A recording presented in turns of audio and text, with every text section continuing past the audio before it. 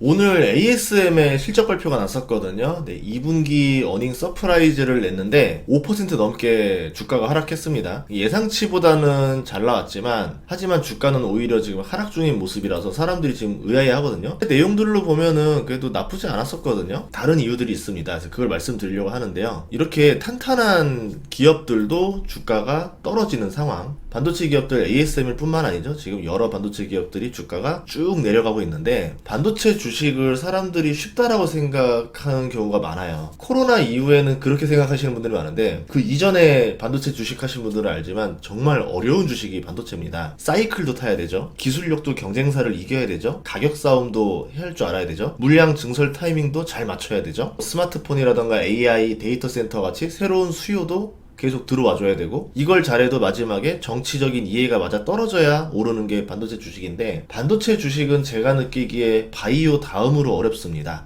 그런데 많은 사람들이 AI 상승 랠리 때문에 반도체는 너무 쉽다. 사면 돈 버는 거 아니냐. 이 정도까지 이야기를 하더라고요. 보통 그럴 때가 반도체 고점이었던 경우가 많거든요. 그러니까 반도체 주식을 경시하는 사람이 나올 때가 반도체 고점. 투자할 때 참고하면 좋을 것 같고요. 오늘 하락은 중국에 대한 추가 규제 가능성이 가장 컸습니다. 미국 기업은 아니지만 미국 기술을 사용해서 만든 외국 제품도 수출을 통제하려고 할 가능성이 커졌어요. 바이든이 하든 트럼프가 하든 할 가능성이 높은데요. ASML이나 일본의 도쿄 일렉트론은 이 대상에 포함될 가능성이 있겠죠. 이런 우려가 ASML 주가를 밀어내렸다. 그래서 주식은 실적이 다가 아니라는 거예요. 내일은 TSMC 실적 발표가 있는 날인데요. 그런데 오늘 벌써 마이너스 4%로 시작하고 있습니다. 실적도 나오기 전에 주가가 이렇게 된 이유는 트럼프예요. 코로나 이후에 주식한 사람들은 트럼프를 되게 좋은 사람으로 생각해요. 코로나 이후에 트럼프 재임 시기 때 주가가 올랐으니까 뭐 좋은 사람 아니냐. 그런데 절대 아닙니다. 어떤 느낌이냐면은 일론 머스크 때문에 테슬라 주가가 휘청휘청이잖아요. 일론 머스크가 대통령했다 생각하시면 돼요.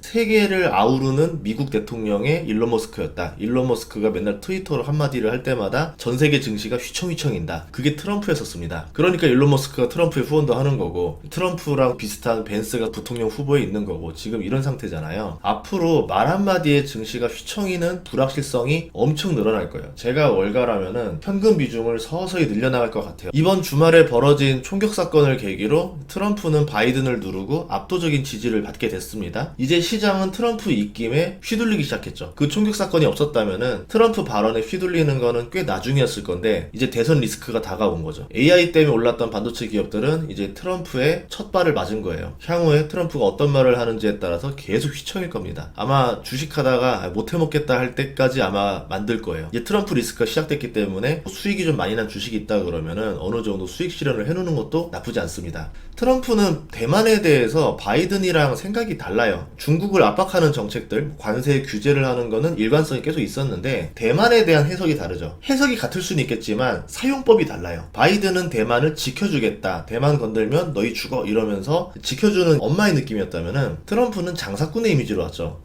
내 지켜줄게. 얼마 줄 건데? 용병의 느낌입니다. 이번에 중국을 상대로 대만을 방어하겠냐는 질문에 트럼프가 어떻게 대답했냐면요. 대만을 잘 알고 있다. 우리 반도체 사업의 약 100%를 가져간 나라다. 뭔가 기분 나쁜 대만을 민망하게 만들어버리는 거죠. 대만 반도체 생산에 대한 불만, 미국으로 공장을 더 지으라는 압박처럼 들릴 수도 있겠지만 뒤에 어떤 말을 했냐면요. 대만은 이제 부유한 나라다. 방어를 위해서 미국 돈을 쓸 필요가 없다. 대만은 미국에게 아무것도 안 주는데 미국은 대만에게 미국에 공장 지을 때 수십억 달러를 지금 주고 지원을 할 건데 TSMC는 여기에 공장 짓고 보조금 받은 다음에 그 돈을 대만으로 다시 가져갈 거다. 반도체 지원법에 대해서 아주 뼈를 때리고 있죠. 대만 입장에서는 할 말이 하나도 없는 거예요. 앞으로 대통령이 되면은 칩스법 수혜를 받는 반도체 기업들은 타격을 받을 수가 있어요. 삼성, 하이닉스, TSMC 다 뭡니까? 중국 바로 앞에 있는 나라들입니다. 트럼프 입장에서는 왜 미국 돈으로 두 나라를 지켜줘야 돼? 니네 돈으로 네가 지켜. 이렇게 하는 거거든요. 과거의 미국의 패권주의 개념을 아주 다르게 해석하고 있는 거죠. 그러면서 다른 나라들이 벙찌게 만드는 그런 상황이 계속 나올 수 있습니다. 해석해보면은 대만의 방위비 분담을 압박하기 위해서 대만의 가장 장점이자 약점인 TSMC를 건드린 거죠. 문제는 이 발언이 한국에도 똑같이 적용돼요. 한국도 돈이 많은 나라니까 방위비 분담금을 더 올려라. 이렇게 말할 게 뻔하죠. 한국의 가장 자랑스러운 기업이 어디입니까? 삼성전자, SK 하이닉스인데 여기를 건드리면서 협박을 할 수 있겠죠.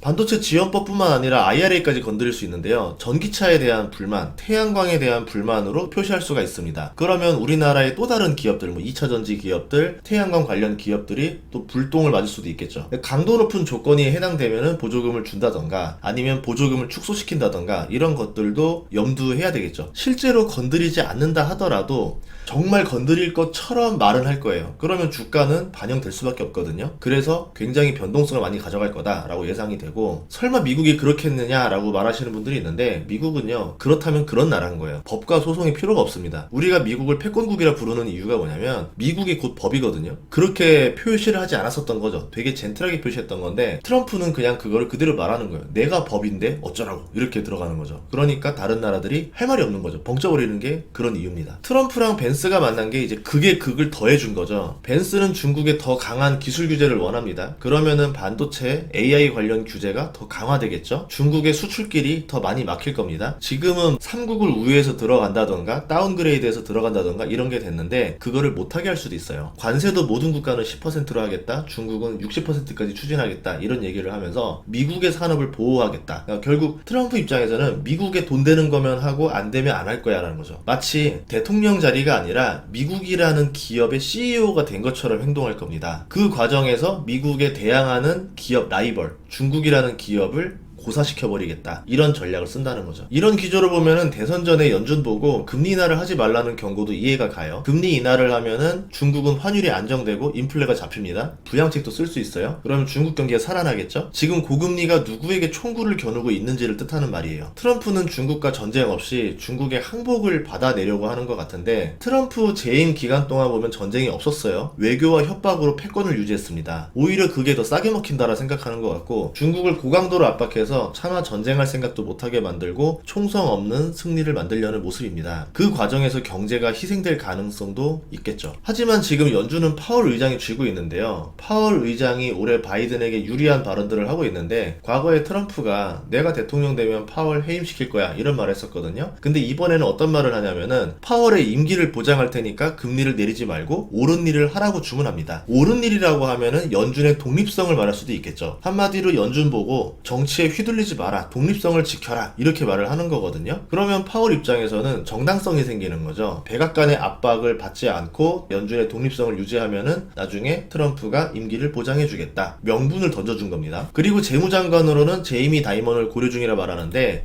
제이미 다이먼이 누구냐면은 JP 모건 회장으로 월가의 황제라고 불립니다. 트럼프와 월가가 손을 잡는 걸 의미해요. 과거에는 트럼프와 월가가 대척점에 있었는데 이번에 통합이라고 이야기했잖아요. 월가와도 손을 잡겠다, 월가의 이익이 되는 것도 하겠다라는 겁니다. 그러니까 나를 대통령으로 만들어줘라는 거죠.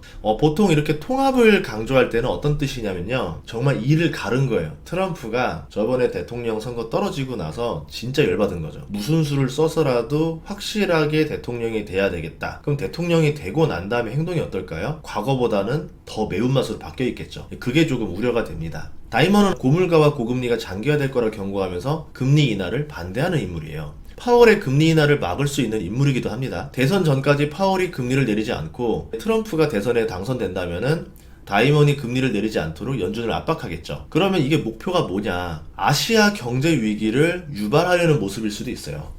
경제가 파탄나면은 중국은 전쟁을 할 힘이 없습니다. 중국 경제는 지금 현재 굉장히 나쁘거든요. 나름대로 부양책을 했는데도 1분기 GDP가 5.3%, 2분기가 4.7%로 목표치도 달성 못하고 있어요. 점점 멀어지고 있습니다. 그만큼 침체가 심각한 상황인데 여기서 고금리가 계속된다? 중국은 그러면은 이제는 미국과 전쟁을 할 의욕 자체도 사라지는 거죠. 아무리 전쟁을 하려 하더라도 백성들이 굶어 죽고 먹고 살기 힘들어 죽겠는데 어떻게 전쟁을 하겠어요? 우선은 먹고 살리는 게 먼저니까 정책을 바꿀 수밖에 없는 거죠. 뜻을 접어야 됩니다. 이 모든 일이 트럼프가 벤스 부통령 후보로 지명하고 하루 만에 벌어진 일인데요. 사람들은 주말 이후에 벌어졌던 일이 심각한 일이 아닌 줄 아는데 이번 주말의 총격 사건이 정말 큰 일이었던 겁니다. 시장을 바꿔버렸어요. 트럼프는 말로 겁을 주고 이익에는 손을 잡는 스타일이지만 벤스는 달라요. 젊기 때문에 말과 행동을 같이 할 수 있는 인물입니다. 지금 당장은 사람들이 트럼프 리스크를 생각하겠지만 향후에는 벤스 리스크가 더 크게 다가올 가능성이 있다라고 봅니다. 가짜 분노 조절 장애는 더 강자를 만나면 치료가 돼요. 중국의 시진핑과 미국의 트럼프 위치를 바꿔도 지금의 미중 관계는 비슷할 거라 생각이 되거든요. 그걸 중국이 모를 리 없어요. 트럼프라는 사람이 어떤 인물인지를 중국도 잘 압니다. 중국은 지금 마동석을 만나기 직전의 느낌이라고 생각을 하겠죠. 그럼 마동석을 만났을 때 어떻게 행동하는 게 본인한테 가장 유리할까? 중국이 그 답을 알고 있을 거라 봐요. 그래서 제가 생각하는 거는 트럼프가 당선되면은 지금의 강경 기조를 바꿀 가능성이 높다라고 봅니다. 그러기 위해서는 미국 입장에서는 이번에 아주 끝장을 내자는 생각으로 규제를 할 가능성이 있어요. 그렇게 되면은 오래갈 미중 갈등이 매우 빠르게 해결될 수도 있다고 보는 거죠. 대신에 그렇게 되려면 미국이 진짜인 것처럼 연기를 해야 되잖아요. 그러면 한국, 대만, EU는 방위 분담금 같이 경제적 부담이 더 커질 가능성이 있습니다. 결국 이게 미국의 이익을 위한 거지 우리나라의 이익을 위한 것은 아니다. 그러면 주식하는 사람 입장에서는 이 리스크를 생각하고 투자를 해야 된다라고 말씀드리고 싶습니다. 다음 시간에도 좋은 정보로 찾아뵙겠습니다. 구독과 좋아요, 알림 설정 부탁드릴게요. 고맙습니다.